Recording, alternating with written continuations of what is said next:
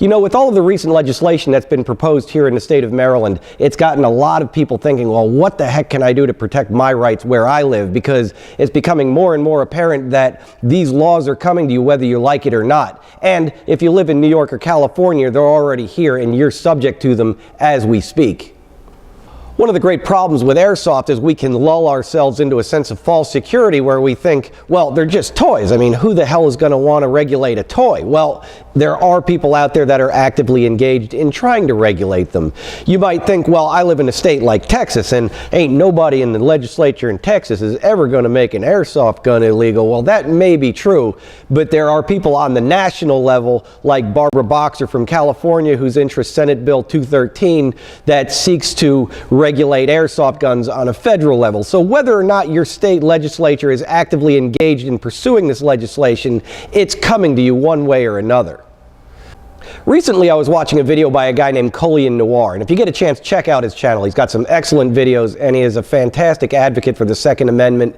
But the video I was watching was called The Future of Gun Control in America, and the punchline of that video is eventually they're going to take away all your real guns, and all you're going to get to play with is airsoft guns, which I find kind of ironic because here we are in the state of Maryland trying to fight to keep airsoft guns from getting regulated. So I think one of the things we really need to wake up to is the fact that we're all in the same boat, whether you're a Second Amendment guy, whether you're a hunter into self-defense or just playing airsoft. The people that want to regulate real guns are the same people that want to regulate airsoft guns, and if we don't work together, we're going to all get our rights taken away.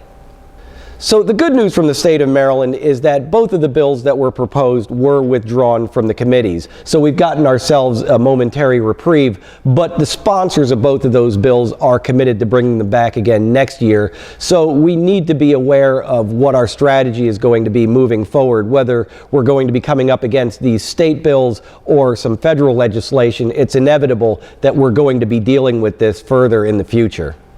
One of the interesting bits of information I dug up while I was doing my research on this legislation is I actually stumbled on a federal law that actually protects our rights to own airsoft guns, which is USC Title 15, Section 5001. It was a bill that was written back in the late 80s, and it was the original bill that required all airsoft guns to have orange tips on them. The upside of that bill is that it actually protects our rights to own airsoft guns, specifically Section G of that bill, which reads, preemption of state or local laws or ordinances. Exceptions. The provisions of this section shall supersede any provision of state or local laws or ordinances which provide for the markings or identification inconsistent with provisions of this section, provided that no state shall prohibit the sale, other than prohibiting the sale to minors, of traditional BB, paintball, or pellet firing air guns that expel a projectile through the force of air pressure. Now, I'm no lawyer, but when I read legislation like this, it tells me that we have some sort of federal protection against states going over and above what the federal laws say so that they cannot pass additional regulation on airsoft guns. The mystery to me is how they managed to get those bills through in New York and California, where there is a federal law that clearly states they cannot do that. So either our lawyers were asleep at the wheel or just people were, blissfully unaware of the fact that there was some sort of federal protection, or whatever the issue was, somehow they managed to get that one through. But beyond that, even if this holds up to be, some measure of protection, there are people that are in the federal government, in the Senate, that are trying to get these bills overridden with their legislation, like Barbara Boxer with her Senate Bill 213. They're seeking to overturn it one way or the other. So we can never sit back and say, well, this is a done deal, the case is closed, because we're going to be fighting this, I think, for a long time to come in the future. So I know after watching this video, a lot of you guys are thinking to yourself, well, what the heck can I do to defend my rights? Well, there's a lot of stuff you can do. The first thing is fairly simple, and that's just act responsibly with owning an airsoft gun.